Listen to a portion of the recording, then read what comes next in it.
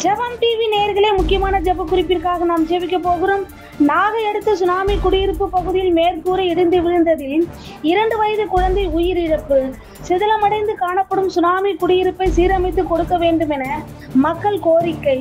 யோபு 30:3 படி, குறைச்சலினாலும் பசியினாலும் அவர்கள் வாடி வெகு நாளாய் பாழாயும் வெறுமையுமான அண்டார வெளிக்கு ஓடி போய், ஆனாலும் ஆண்டவராகிய கர்த்தாவே, எங்கள் கண்கள் உம்மை நோக்கியிருக்கிறது என்ற வார்த்தையின்படி மேற்கூரை இடிந்து விழுந்து உயிரிழந்த குழந்தையின் குடும்பம் சமாதானம் ஏற்படவும், சிதிலமடைந்து காணப்படும் ஒவ்வொரு குடியிருப்புகளும் போர்க்கால அடிப்படையில் சீரமைத்திடவும் நாம் பாரத்தோடு ஜெபிப்போம்.